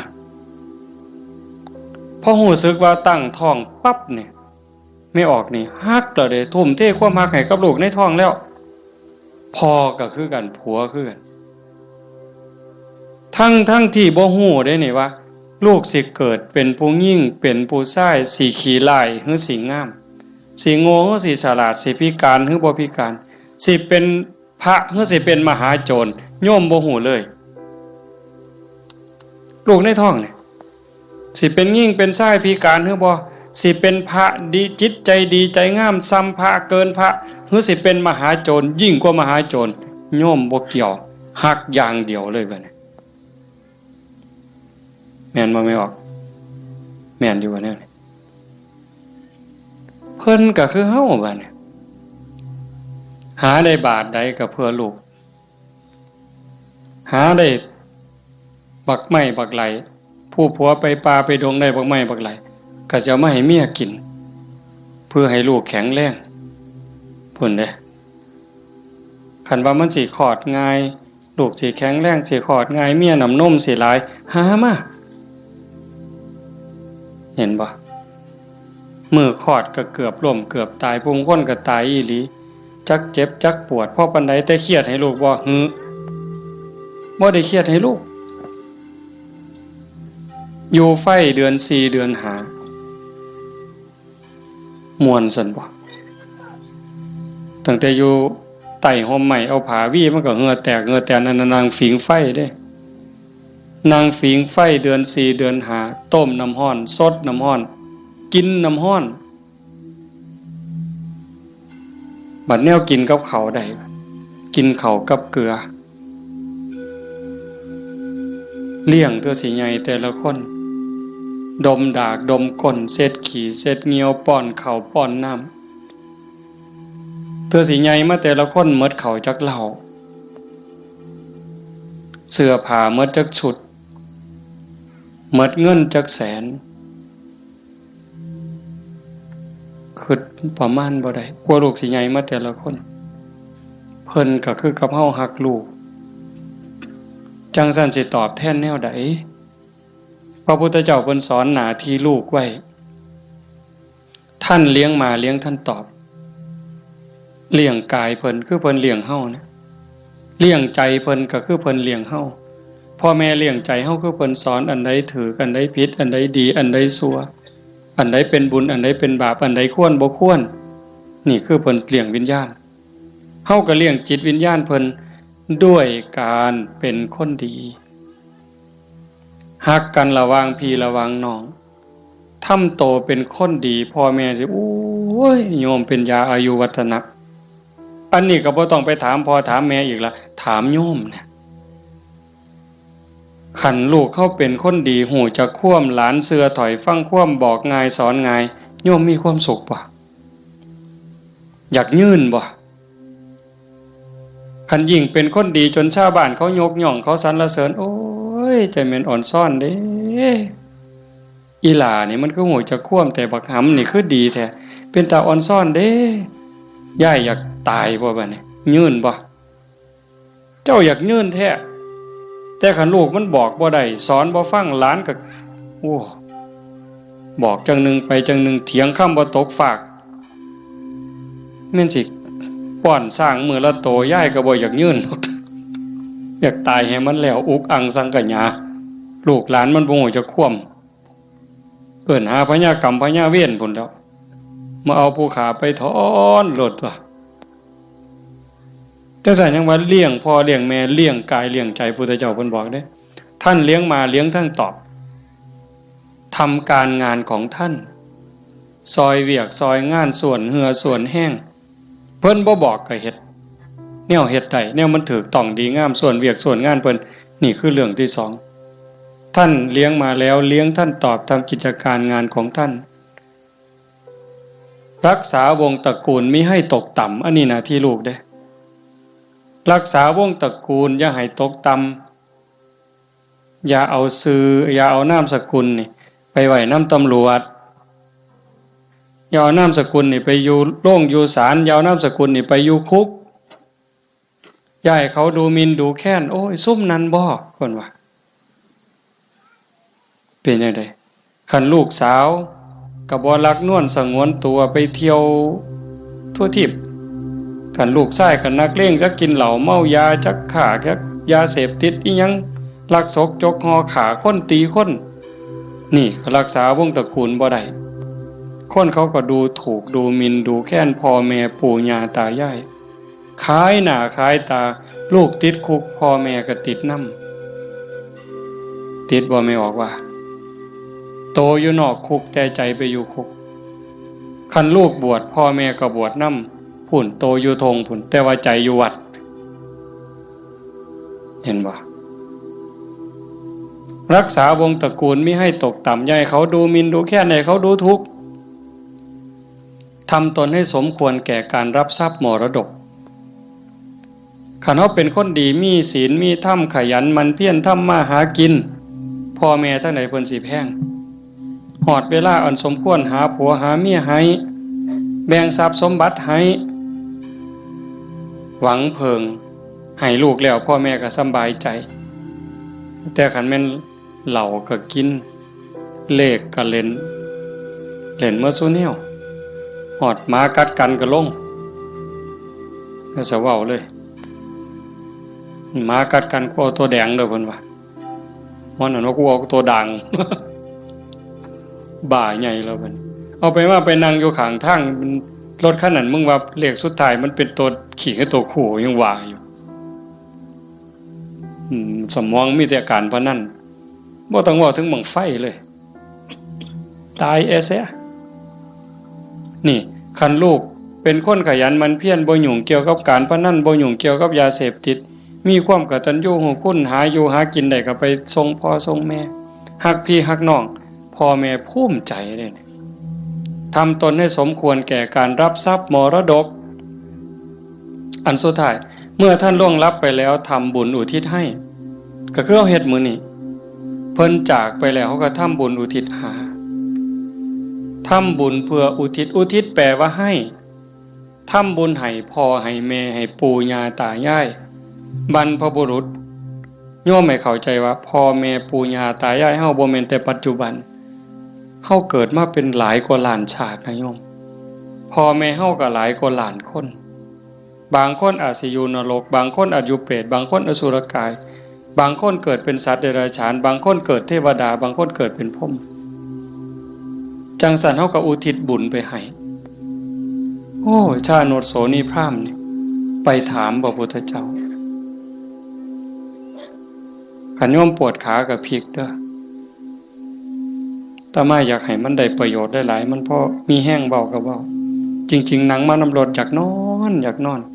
เมื่อยกูสิเทศได้บ่น้อมาเห็นญาติโยมเรียบร้อยมันเลยมีแห้งตายก็สร้างมันเถาะมันดีใจอะโยมอีหลีเด้บ่แม่นปากหวานเนี่ยอยากเห็นจังซี่แหมคันเป็นแนวนี้ประเทศไทยมันก็อยู่ได้ชาโนดโสนีพราหมณ์นี่เพิ่นทำบุญดูๆทำบุญบ่อยๆแต่ทำนอกศาสนาดอกบางเทื่อก็ทำในพุทธศาสนาบางแล้วก็บ่ทันเข้าใจหยังหลายไปกราบทูลถามพระพุทธเจ้าข้าแต่พระองค์ผู้เจริญข้าพระองค์ทำบุญบ่อยๆเฮ็ดบุญบ่อยๆแล้วอุทิศให้กับญาติที่ล่วงลับอยากรู้ว่าญาติของเก่ากับผมนี่สิได้บุญบ่พระพุทธเจ้าเพิ่นบอกว่าดูก่อนพราหมณ์มันแล้วแต่ฐานะแล้วแต่ฐานะนั้นแนวใดเพิ่นก็เลยขอให้พระพุทธเจ้าอธิบายให้ฟังพระพุทธเจ้าว่ามันก็มีหลายองค์ประกอบแห่งเด้1ล่ะญาติของเฮาที่ตายจากไปเขาไปไสคันไปตกนรกก็บ่ได้ทันทีนรก457หลุม457ขุมเนี่ยนรกพ่อแม่เฮาไปตกนรกก็บ่ได้ทันทีมีแต่การทรมานสิได้ก็ย้อนเพิ่นฮู้เรื่องแล้วก็อนุโมทนาสาธุด้วยความยินดีก็จังสิได้2คันไปเกิดเป็นเปรต12ชนิดได้บุญทันทีที่รอคอยอยู่นำเฮานี่ถ้าเอาทันทีนี่ปรตโตปชีวี1 12นี่ได้1แต่อีก11ต้องรอคอยได้รู้เรื่องรู้ราวอนุโมทนาสาธุจังได๋อสุรกายคือกันสัตว์เดรัจฉานเป็นหยังแน่ล่ะนั่นเฮาอยู่นั่นก็พ่อแม่เฮาคือกันผัวเมียเฮาคือกันชาติหนึ่งพบหนึ่งบ่เว้าเล่นได้โยมเขาบ่ได้เลยนะฮู้เรื่องบ่เนี่ยเฮาว่าเอากวดน้ำรับพรหมอน่ะมันสิตั้งใจรับพรนำเฮาบ่บ่ฮู้เรื่องเด้กินนู่นฮู้บ่แมงไหม้ฮู้บ่ปูปลาฮู้บ่แล้วบ่ฮู้ได้บ่ได้เด้นี่เขากินหยังก็กินอาหารของเขาเทวดาล่ะขันเขาหูสาบอนุโมทนาเขาก็ค่อนข้างจะหูได้พรหมก็คือกันสุดท้ายก็สอบไปพุทธเจ้าเพิ่นบอกว่านอกจากญาติที่ล่วงลับจากไปแล้วอยู่ในภพภูมิที่สมควรได้ทันทีเขาได้แล้วอีกอย่างหนึ่งของที่ทำบุญเป็นบุญบ่ขาเขามาบ่ลักมาบ่คดโกงมาบ่ในขณะที่ให้ก่อนให้หลังให้เจ้ามีความยินดีเจ้ามีศรัทธามีความภูมิใจจริงบ่พุ่นเด้แล้วผู้รับทานเจ้าเป็นไผมีศีลบ่มีธรรมบ่เพิ่นก็จังไล่มาตั้งแต่สัตว์เดรัจฉานแต่มาเทศน์ดูๆโยมฟังในวิทยุก็สิได้ยินมันได้บุญอยู่ดอกซ้ำแม่ครัวนี่ส้มแม่ครัวนี่ล้างถ้วยล้างซ้ำก่อนสิเทน้ำล้างถ้วยล้างซ้ำล้างหม้อลงในดินลงขี้สิกไม่ออกตั้งใจว่าสาธุเด้อน้ำล้างถ้วยล้างซ้ำเนี่ยมันมีรสชาติอาหารปนไปกับน้ำซึมลงไปในดินให้พวกสัตว์อยู่ในดินพวกไส้เดือนต่างๆให้มันกินได้อยู่ได้กินแล้วให้มันมีความสุขกายสุขใจซ้ำนี่ก็ได้บุญนับประมาณบ่ได้ได้บุญหลายก็ไล่ขึ้นมาจากสัตว์เดรัจฉาน100เทื่อพันเทื่อบ่ได้บุญหลายเท่ากับให้คนผู้บ่มีศีลขี่เหล้าเมายาขี่ลักขี่ป่นตีหัวหมาด่าแม่คนได้หลายกว่าให้กับสัตว์เดรัจฉานจังซั่น100เทื่อพันเทื่อให้คนขี่เมาบ่มีศีลบ่มีธรรม100เทื่อพันเทื่อบ่ได้บุญหลายเท่ากับให้ผู้มีศีล5เทื่อเดียวเห็นบ่บัดนี้เป็นหมากเป็นผลแล้วเด้ให้กับคนมีศีล500เทื่อพันเทื่อบ่ได้บุญหลายเท่ากับให้คนมีศีล8 แม่ขาวพ่อขาวแม่ชีเทื่อเดียวให้ผู้มีศีล800เทื่อพันเทื่อบ่ได้บุญหลายเท่ากับให้เน้นผู้มีศีล10เทื่อเดียวให้เน้นมีศีล10ร้อยเทื่อพันเทื่อบ่ได้บุญหลายเท่ากับให้พระผู้มีศีล227เทื่อเดียวให้พระผู้มีศีล227ร้อยเทื่อพันเทื่อบ่ได้บุญหลายเท่ากับให้นักบวชนอกศาสนาที่เขาข่มกิเลสได้ให้นักบวชนอกศาสนาร้อยเทื่อพันเทื่อที่เขาข่มกิเลสข่มราคะได้บ่ได้บุญหลายเท่ากับให้พอออกไม่ออกเข้าผู้มีศีล5ก็ตามศีล8ก็ตามที่บำเพ็ญประพฤติปฏิบัติหวังเป็นพระโสดาบันเทื่อเดียวไล่บัดนี้จากโสดาปัตติมรรคไปสู่โสดาปัตติผลสกิทาคามีมรรคไปสู่สกิทาคามีผลสติคามีผลไปสู่อนาคามีมรรคอนาคามีผลจากอนาคามีมรรคอนาคามีผลร้อยเทื่อพันเทื่อก็บ่ได้บุญหลายเท่ากับให้อรหันตมรรคคือผู้ปฏิบัติเพื่อเป็นพระอรหันต์เทื่อเดียวอรหันตมรรคร้อยเทื่อพันเทื่อก็บ่ได้บุญหลายเท่ากับให้อรหันตผลคือผู้สำเร็จอรหันต์แล้วเทื่อเดียวให้พระอรหันต์ร้อยเทื่อพันเทื่อก็บ่ได้บุญหลายเท่ากับให้พระปัจเจกพุทธเจ้าเทื่อเดียวพระปัจเจกพุทธเจ้าตรัสรู้คือพระพุทธเจ้าเก่งคือกันหมดผิดอย่างเดียวคือสอนบ่เป็นตรัสรู้เองโดยชอบบางครั้งบางคราวนี่อยู่นำกันเป็นพันเป็นหมื่นได้โยมแต่ว่าสอนบ่ได้ตั้งศาสนาบ่ได้สร้างบริวารมาให้กับพระปัจเจกพุทธเจ้าร้อยเทื่อพันเทื่อบ่ได้บุญหลายเท่ากับให้พระสัมมาสัมพุทธเจ้าเทื่อเดียวพระสัมมาสัมพุทธเจ้าคือพระพุทธเจ้าเฮานี่ล่ะเจ้าชายสิทธัตถะมาเป็นพระพุทธเจ้านี่เพิ่นสอนคนตั้งศาสนาได้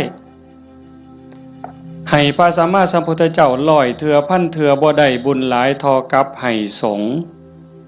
ให้คณะสงฆ์ที่มีพระพุทธเจ้าเป็นประธานเห็นบ่ให้สงฆ์ที่มีพระพุทธเจ้าเป็นประธานร้อยเทื่อพันเทื่อก็บ่ได้บุญหลายเท่ากับสร้างวิหารเทื่อนึงสร้างวิหาร100หลังพันหลังถวายพระพุทธเจ้าก็บ่ได้บุญหลายเท่ากับให้ธรรมะสอนธรรมะเห็นบ่นี่อาตมาได้บุญหลายอยู่เดี๋ยวนี้ที่อาตมาบ่ตายนี่มันก็ย้อนบุญตัวนี้เด้ให้ธรรมะเป็นฐานชนะการให้ทั้งปวงอาตมากำลังเว้าธรรมะบอกธรรมะให้ธรรมะแล้วเจ้าภาพเป็นผู้นิมนต์มาเจ้าภาพติดต่อบ่ได้บอกโยมไม่ออกต้องสุขนิมนต์อาจารย์เนี่ยโยมไม่ออกต้องสุขก็ได้บุญตรงนี้นำมาเนี่ยเห็นบ่คันบ่เจ้าภาพบ่เสนอบ่อยากมีแนวนี้พี่น้องก็บ่ได้ฟังธรรมในขณะที่ฟังธรรมอยู่นี่พระเพิ่นบันทึกเสียงพร้อมเก็บไปเปิดวิทยุฮือดีบ่ดีเพิ่นกำลังถ่ายทอดสดอยู่เดี๋ยวนี้จังหวัดอุบลอำเภอสำโรงอำเภอวารินอำเภอเขืองในฟังนำเฮายาโสธรมหาชนะชัยค่ำเขื่อนแก้วขอว่างฟังนำเฮาสุรินทร์โน่นหน้าไร่สำโรงทาบสังขะฟังนำเฮาเห็นบ่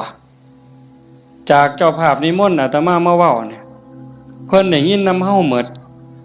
เฮาฟังกันอยู่นี่ประมาณ100แต่ฟังอยู่ทั้งบ้านเป็นพันบ้านนี่บุญสิเอาซ้ำใดเจ้าถามเบิ่งสิเอาซ้ำใดเฮ็ดถูกเฮ็ดแม่นเนี่ยมันเป็นได้บุญนี่มันจะเอาไปใส่ได้นี่บ่ต้องลงทุนหลายซ้ำเห็นบ่ทำบุญอุทิศให้โยมเฮ็ดอุทิศส่งไปหอดไปถึงชาติโนโสนิพพานเพิ่นถามจังซี่ล่ะพระพุทธเจ้าอธิบายผู้รับท่านวัตถุท่านใจผู้ให้แล้วผู้จากไปอยู่ไสถามไปถามมาเพิ่นก็สอจอกหลอกแจกแหลกเพิ่นจะเข้าใจเนาะพระพุทธเจ้าว่าได้เฉพาะญาติได้ทันทีคือญาติที่เป็นปรัตถตูปชีวีชาโนโสนิพพานมันก็เลยถามสอเข้าไปว่าข้าแต่พระองค์ผู้เจริญถ้าเกิดว่าญาติของข้าพระองค์ไม่ได้ไปเกิดเป็นปรัตถตูปชีวี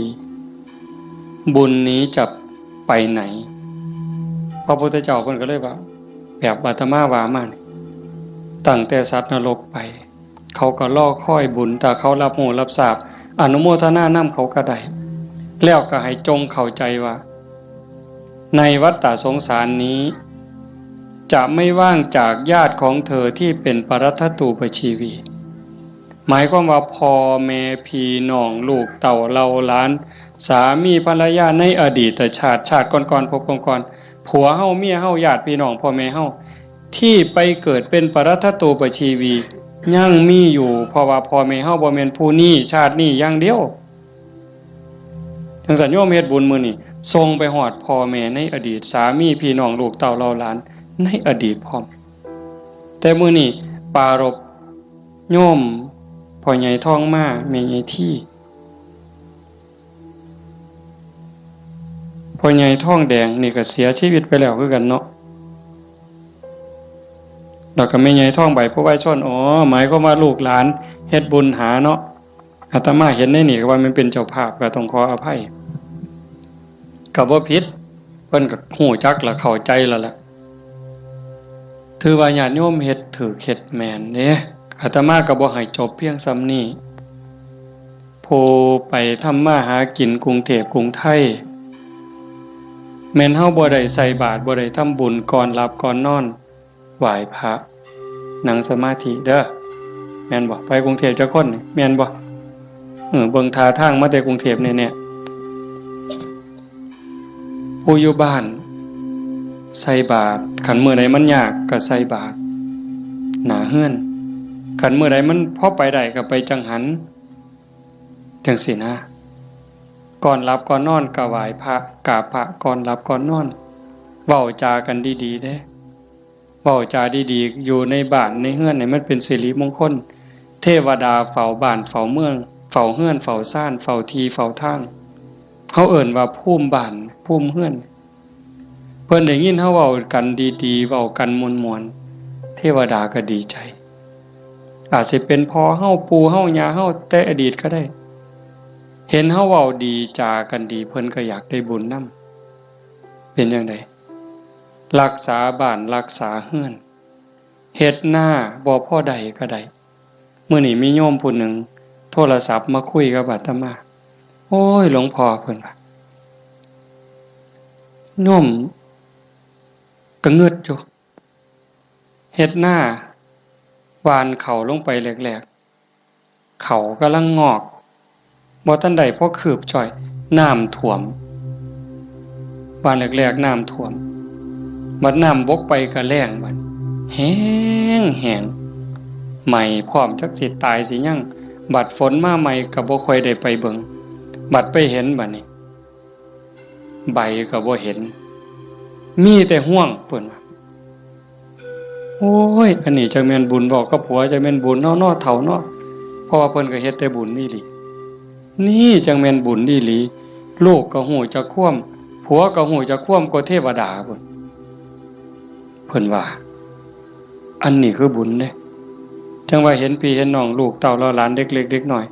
เอ้าไปเหี่ยวจักเถื่อแล้วมันหลบมานั่งอยู่คือเก่านี่เฮาแต่ออกไปจักเถื่อมันหลบมานั่งคือเก่านี่คันบุญบ่หลายมันนอนปะง่องส่วนได้หนีไปนอนแล้วไปเบิ่งโทรทัศน์แล้วนี่คือบุญหลายเด้อพากันเลี้ยงลูกเอาศีลเอาธรรมเลี้ยงฝากโยมจักหน่อยยากก็อดเอาลำบากก็อดเอาอดเว้าดีอดคิดดีอดทำดีกับพี่กับน้องกับบ้านกับเมืองไปอยู่ไสก็อย่าสร้างปัญหาคันเฮาเป็นคนมีศีลมีธรรมอดกันจักหน่อย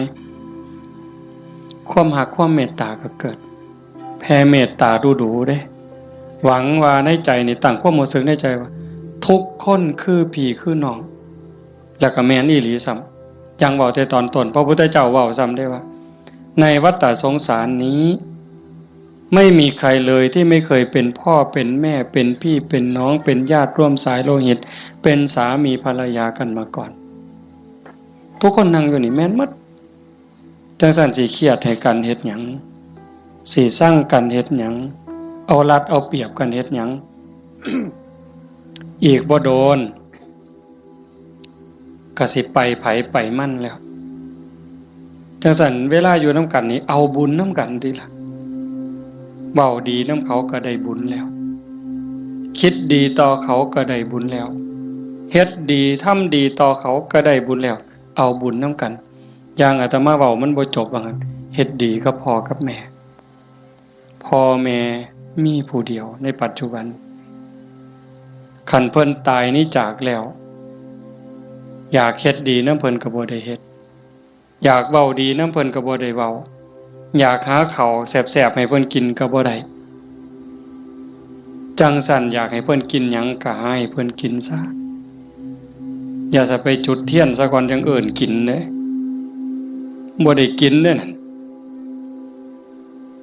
อยากเว้าดีๆน้ำเพิ่นก็เว้าตอนเพิ่นได้ยินอย่าจะจุดธูปเพิ่นอีแม่เอ้ยฟังเทศเด้อพี่บ้าแนวนั้น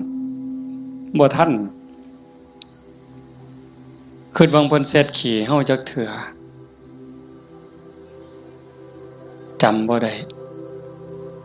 มื้อนี้ถามโยมว่าผู้ใดท่านเซ็ดขี้ให้พ่อให้แม่เนี่ยแล้วเพิ่นอาบน้ำเซ็ดเนื้อเซ็ดตัวให้เฮาจักเถื่อถามโยมว่าเซ็ดให้เพิ่นจักเถื่อแล้วคือกันป้อนข้าวป้อนน้ำเพิ่นป้อนเฮาจักเถื่อเหยียดขาใส่ร้อยเอาลูกเหยียดขาไปนำแม่ลูกนี่คาแข้งนี่เนาะตีนอยู่กับตีนแม่แต่ว่าหัวหนุนเข่าย่ำเข่าปนกับกล้วยมกใบตองเหย้าจำได้อยู่บ่โยมหางซ่อนต้อยปั๊บใส่ปากต้อย4เทื่อ5เทื่อก็บ่ทันหมดอันน้อยๆนั่นหมดข้าวมกหมดเอามือจุ่มน้ำหยดป๊อกป้อนบ่ทันแล้วขี่พวดใส่ขาเครียดก็บ่เครียดจมก็บ่จมเซ้ยเห็นบ่มื้อนี้มีผู้ใดท่านได้เฮ็ดแน่อาตมาก็บ่ทันได้เฮ็ดคือกันเฮาสิเป็นหนี้บุญคุณเพิ่นส่ำใดจังซั่นเพิ่นจากไปแล้วแนวอยากเห็นแนวอยากหูสมมุติว่าจิตวิญญาณเพิ่นล่องลอยหูเห็นเฮาอยู่อยากเห็นลูกฮักกันอยากเห็นหลานฮักกันทุกข์ยากก็ซอยเหลือแบ่งปันคือพี่คือน้องอย่าใส่เฮ็ดคือบางซุ่มเนี่ยบางซุ่มนี่จูงแขนกันขึ้นโล่งขึ้นศาลจะเป็นเพิ่นเก่งหลายน้องกับอ้ายฟ้องกันบ่แล้วโอ้ยจะเป็นผีพ่อแม่สิเป็นทุกข์หลายจังว่าเฮาบ่เอาแนวนั้นเด้อมื้อนี้สมควรแก่การเวลาใส่เวลามาชั่วโมงเกือบครึ่งอะโยม25นาที26นาทีก็เห็นว่าสมควรแก่การเวลาขออนุโมทนาสาธุทุกคนทุกท่านน้อเจ้าภาพบ่อ่านก็ได้ดอกถือว่าทุกคนคือเจ้าภาพหมดมื้อนี้เฮาตั้งใจอุทิศบุญกุศลที่เกิดที่มีส่งไปถึงดวงจิตวิญญาณของโยมพ่อใหญ่ทองมาแม่ใหญ่ที่บุญชาลีโยมพ่อออกทองแดงโยมแม่ออกทองใบสาสังแล้วก็ปู่ย่าตายายญาติโกโหติกาที่ล่วงลับจากไปแล้วตั้งแต่ชาติใดภพใดเวลาใดก็แล้วแต่มื้อนี้เฮาได้ตั้งใจอุทิศบุญกุศลส่งไปถึงท้ายที่สุดก็ขออาราธนาอ้างอิงอำนาจแห่งคุณพระศรีรัตนตรัยคุณของพระพุทธเจ้าพระธรรมพระสงฆ์และอำนาจแห่งบุญกุศลคุณงามความดีที่มีทั้งหมดทั้งมวลที่ญาติโยมทั้งหลายได้สร้างได้ทำนี้ส่งไปถึงดวงจิตวิญญาณของโยมพ่อใหญ่ทองมาแม่ใหญ่ที่บุญชาลีโยมพ่อใหญ่ทองแดงโยมแม่ใหญ่ทองใบสาสังให้ได้รับหูรับทราบถ้าสามารถรับหูรับทราบได้โดยตนเองก็จงอนุโมทนาสาธุรับเอาหากบ่สามารถจะหูได้ด้วยตนเองก็ขอฝากข่าวบุญข่าวกุศลที่ลูกเต่าเราหลานญาติพี่น้องได้สร้างได้ทำทั้งหมด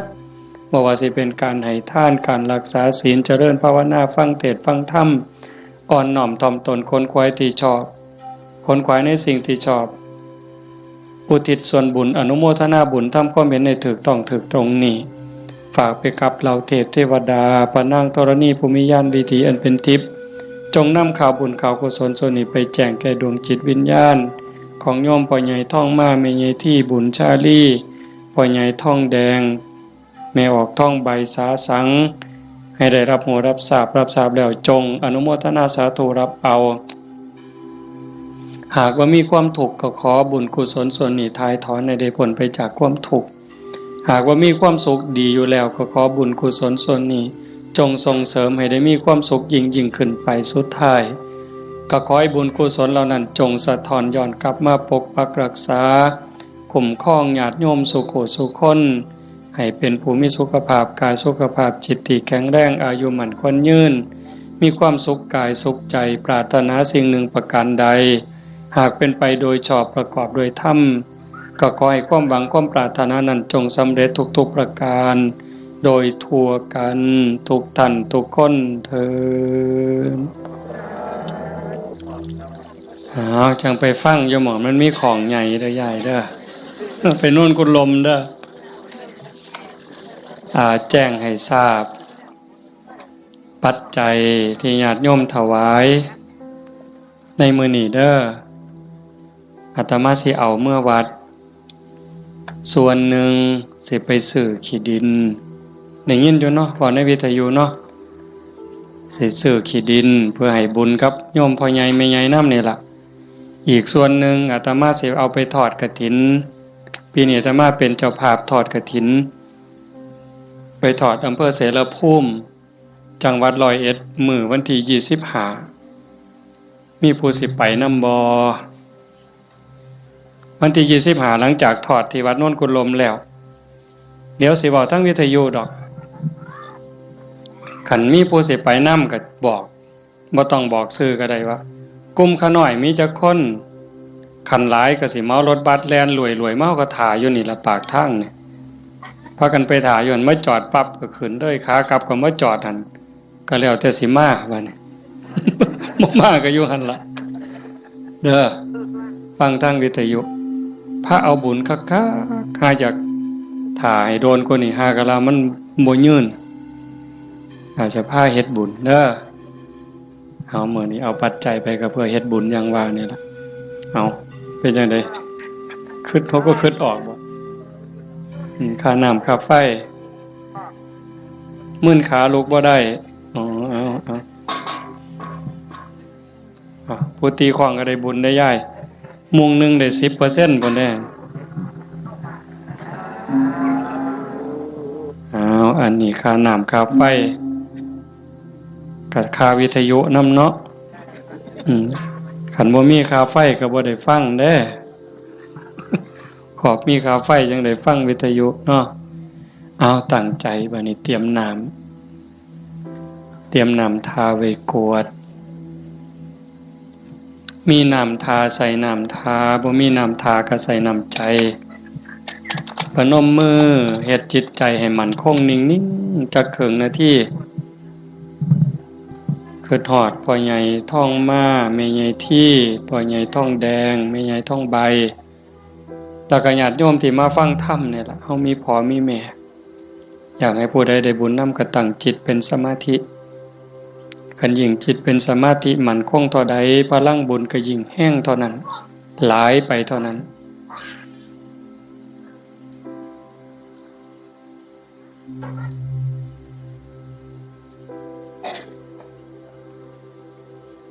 ยะถาวาริวหาปุราปาริปุเรนติสาครัง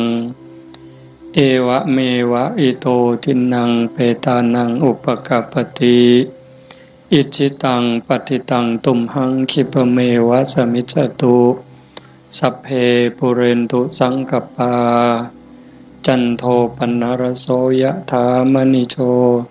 ติรโสยะถาสัพพิติโยวิวัชชันตุสัพพโรโควินัสสตุมาเตภวัตวันตรายโยสุขีทีขายุโกภวะอภิวาทนาสีริสนิจจังวุธาปจายโนจัตตารโอธรรมาวัฏันติอายุวันโนสุขังพลังภวตุสัพพมังคลังรักขันตุสัพพเทวตาสัพพพุทธานุภาเวนะสัพพธัมมานุภาเวนะสัพพสังฆานุภาเวนะสทาโสธีพระวันตุเต